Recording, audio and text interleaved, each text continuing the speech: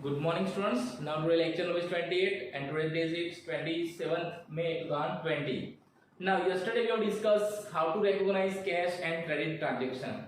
Now today we discuss list number 2 that is given on page number 28. आपकी text book में page number 28 पे ये इल्यूस्ट्रेशन दिया है. Okay. So here from the given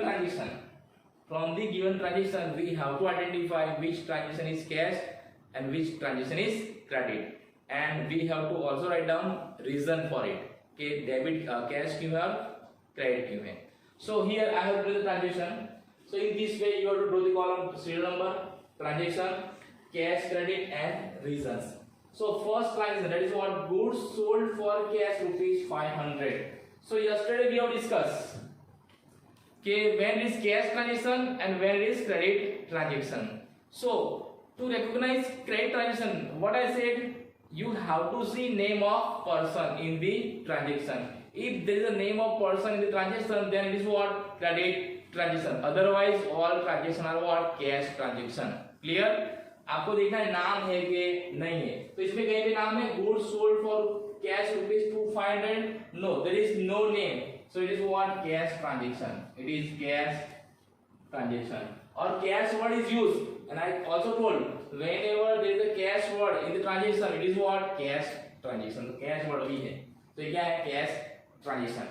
Now, if there is a cash transaction, then cash balance will increase or decrease. या तो cash balance increase होगा या तो cash balance क्या होगा decrease होगा. So here what we have done, we have sold. हमने goods क्या किया है sold किया है. तो हम जब भी goods sold करते हैं तो cash क्या होगा in होगा क्या होगा out होगा.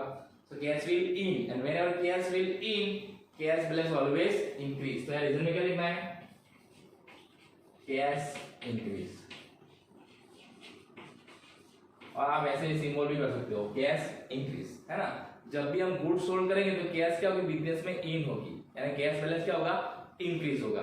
तो आपको इसे रीजन देना है कैश इंक्रीज होगा या डिक्रीज होगा. तो remember whenever we purchase anything in business cash balance will always decrease and whenever we sold anything in business cash balance will always increase.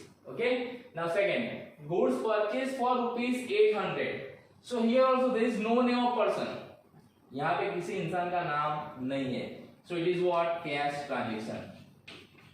It is cash transaction. Now when there is a cash transaction, cash balance increase or decrease. So what we have done, we have purchased. And as I said, whenever we purchase anything in business, cash balance will always decrease. So reason में क्या आएगा cash decrease.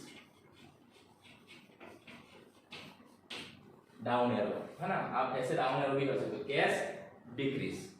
Okay, now third one, goods of rupees 900 sold to Meena. So as I said, whenever there is a name of person in the transaction, that transaction is of what credit transaction. तो यहाँ पे नाम है, क्या नाम है Meena. Meena is a name. आपको पता होना चाहिए कि मीना क्या है नाम है. So it is what credit transaction. So here we write down what credit transaction. क्या लिखना है क्रेडिट. ओके, रीजन में क्या लिखना है. So what we have done to Meena. So goods sold to Meena. क्या लिखना है हमें गुड्स सोल्ड टू मीना. अगर सोल्ड किया तो क्या लिखना है गोल्ड सोल्ड टू मीना. और you can also write down existence of what relationship. Which relationship debtor and creditor. तो यहाँ पे डेटर कौन है क्रेडिटर कौन है. So we have sold good to Meena. So Meena is what debtors and we are what creditors. Okay, now next, goods of rupees 2000 sold to Nutan for cash. Now here name of person is there but cash word is also there. नाम भी है और cash word भी है. तो कौन सा transaction होगा कैश. रिमेंबर सिर्फ नाम होगा तो ही क्रेडिट ट्रांजैक्शन. नाम भी है और कैश वर्ड भी है तो कौन सा ट्रांजैक्शन रहेगा कैश ट्रांजैक्शन. क्लियर. आपको ये देखा कि नाम है नूतन नाम है तो नाम है तो क्या है क्रेडिट ट्रांजैक्शन. ऐसा नहीं है. उसके बाद ये भी देखना है कैश वर्ड है कि नहीं है. तो कैश वर्ड इज देयर. इसका मीनिंग क्या है हमने गुड सोल्ड किया है कैसे किया है कैश में. तो कौन सा ट्रांजैक्शन है कैश. तो यहाँ पे कैश बैलेंस क्या होगा इंक्रीज के डिक्रीज. So cash increase. जब भी हम सोल्ड करते हैं ना तो cash will comes in. So cash balance will always increase. Next, salary paid rupees 5,000. Now salary is what? Our expense. Now you remember, salary is what? Our expense. Now we are businessmen and we always pay salary. Businessman को salary मिलती नहीं है, businessman salary always देता है. तो businessman को क्या मिलता है? Profit मिलता है. Clear? So salary is always expense. And remember, incomes and expense transaction are in always cash. Income और expense के transaction always कैसे होते हैं? कैश ट्रांजेक्शन होते हैं. क्यों? तो यहाँ पे देखिए कौन सा वर्ड है? पेड. तो हम पेड कब बोलते हैं? जब हमने पैसा दे दिया है. और यहाँ पे किसी इंसान का नाम भी नहीं है. दूसरा रूल्स देखे तो clear. So it is what? Cash transaction. Now whenever you पे कैश, कैश बैलेंस इंक्रीज और डिक्रीज? डिक्रीज. तो क्या आएगा? Cash decrease. हम जब भी बिजनेस में पेमेंट करते हैं तो कैश बैलेंस क्या होगा? Decrease. So cash decrease. Then goods of rupees 200 received free sample. Goods of rupees 200 received as a free sample. यानी हमको 200 रुपए का गुड्स फ्री में मिला है.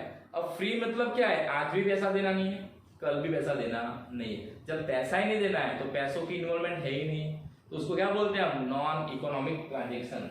ये क्या कहलाएगा? Non economic transaction. आपको ऐसे लिखना है पूरा, non economic transaction, not cash और नॉट क्रेडिट. तो इसमें क्या होगा? क्या लिखेंगे हम? neither कैश रिसीव और paid. Okay, neither cash receive और पेड. हम कैश रिसीव भी नहीं करते, ना तो हम कैश पे करते हैं. Clear? So it is what? Non economic transaction. यानी जिसमें पैसों का इन्वॉल्वमेंट नहीं है उसको क्या बोलते हैं? Non economic transaction. हमको गुड्स मिला है, कैसे मिला है? फ्री में मिला है, तो इस समय कैश देना भी नहीं है और किसी कैश लेना भी नहीं है. Okay. Then furniture of rupees 5,000 purchase from Shriji furniture. तो श्रीजी फर्नीचर नाम है, आपको ये पता होना चाहिए, बिजनेस का नाम है ना, श्रीजी फर्नीचर. तो ये भी क्या है? नाम है. अगर किसी स्कूल का नाम है तो भी क्या है? वो नाम है. किसी कंपनी का नाम है तो भी क्या है? नाम है. किसी हॉस्पिटल का नाम है तो भी क्या है? वो नाम है. तो Shriji furniture. So it is what? Credit transaction, because name of person is there and cash word is not used. So here what? Credit transaction. कौन सा है? क्रेडिट. और हमने क्या किया है? परचेज किया है. कहां से परचेज किया है? तो लिखना है परचेज फ्रॉम श्रीजी फर्नीचर. क्या परचेज किया है? तो फर्नीचर परचेज किया है. Okay. It is what? Credit transaction. Why is credit transaction? Because name of person is there, Shriji furniture. Okay. Next, commission received rupees 3,200. Now whenever you see received, it is our income. Received means our income, and income transaction is always of cash. और यहाँ पे किसी का नाम भी दिया नहीं है. कमीशन ये क्या है? बिजनेस की इनकम है. ठीक है, तो इसको भी क्या बोलेंगे हम? कैश. तो कैश बैलेंस क्या होगा? Increase, because commission is received. तो कैश इंक्रीज. जब भी हमें इनकम होती है तो कैश बैलेंस हमारा क्या होता है? Always increase. तो कौन सा वर्ड देखना आपको? Receive. Receive means what? Income, and paid means what? Expense. Expense करते तो कैश बैलेंस क्या होगा? डिक्रीज. रिसीव करते तो क्या होती है हमारी? इनकम. तो क्या होगा? Cash balance increase. Then next, goods of rupees 5,000 purchase, payment is made through cheque. यानी हमने गुड्स परचेज किया है और पेमेंट कैसे किया है? चेक. तो ये भी क्या है? कैश ट्रांजेक्शन है. कौन सा ट्रांजेक्शन है?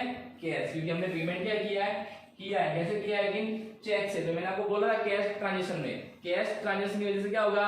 कैश बैलेंस और बैंक बैलेंस को इफेक्ट होगा. तो यहाँ पे किसको इफेक्ट होगा? बैंक बैलेंस को. क्यों? हमने क्या दिया है? चेक. हम जब भी गुड्स परचेज करते हैं और हम चेक देते हैं तो बैलेंस कहाँ पे कम होता है? हमारे बैंक अकाउंट से कम होता है. यानी कि हमारा बैंक बैलेंस क्या होगा? डिक्रीज होगा. तो यहाँ पे क्या लिखना है? Bank balance decrease. यानी जब भी आप परचेज करते हो और अमाउंट कैसे पे करते हो? चेक से. हम किसको चेक देते हैं तो कौन सा बैलेंस डिक्रीज होगा? बैंक बैलेंस, कैश बैलेंस नहीं. क्लियर? कौन सा बैलेंस? Bank balance. याद रखना. Same way, goods of rupees 6,000 sold, amount received by cheque. यानी यहाँ भी हमने क्या किया, गुड्स सोल्ड किया है, लेकिन अमाउंट कैसे रिसीव किया है, चेक। तो हमें जब भी चेक मिलता है तो उसका पैसा कहाँ मिलता है, हमारे हाथ में मिलता है, नहीं, हमारे बैंक अकाउंट में मिलता है। यानी हमारे बैंक अकाउंट में वो चेक क्या करते हैं, हम डिपॉजिट करते हैं, और बैलेंस कहाँ इंक्रीज होता है, बैंक में इंक्रीज होता है। तो कौन सा बैलेंस इंक्रीज होगा, बैंक बैलेंस। ये भी क्या है, कैश ट्रांजेक्शन। यहाँ पे क्या लिखना है, बैंक बैलेंस क्या आएगा, इंक्रीज। ओके, तो अब याद रखना है, जब भी हमें चेक मिलता है तो बैंक बैलेंस क्या होता है, इंक्रीज, और जब भी हम चेक किसी को देते हैं तो बैंक बैलेंस क्या होगा, डिक्रीज। क्लियर। और हम चेक कब देते हैं, जब हम गुड्स परचेस करते हैं तब। और हमको चेक कब मिलता है, जनरली जब हम गुड्स सोल्ड करते हैं तब। क्लियर। सो हम चेक देते हैं तो बैंक बैलेंस क्या होगा, डिक्रीज, और हम जब चेक रिसीव करते हैं किसी और से तो बैंक बैलेंस क्या होगा, इंक्रीज। बट वो ट्रांजेक्शन कौन सा कहलाएगा, कैश। क्यों, कैश ट्रांजेक्शन है क्या, आपको कैश में मिले या चेक से मिले, दोनों क्या कहलाता है, cash. Cheque is also cash equivalent, है ना। तो these are what identification of cash and credit transaction. Okay, so today we learn how to recognize cash and credit transaction. आपको एक ही चीज याद रखना है, ट्रांजेक्शन में किसी इंसान का नाम है, किसी पर्सन का नाम है, तो वो क्या है, credit transaction. Otherwise all transaction are what, cash. दूसरा ये ध्यान रखना है कि नॉन इकोनॉमिक ट्रांजेक्शन नहीं है ना, तो नॉन इकोनॉमिक ट्रांजेक्शन किसको बोलते हैं, जिसमें मनी का इन्वॉल्वमेंट होता नहीं है प्रेजेंट में और फ्यूचर में। तो आपको वो भी रिकॉग्नाइज करना है, नॉन इकोनॉमिक है कि नहीं है। तो आपको एग्जाम में ऐसे ट्रांजेक्शन दिए जाएंगे, तो आपको क्या करना है, कैश है, क्रेडिट है कि नॉन इकोनॉमिक है, ओके, वो आइडेंटिफाई करना है।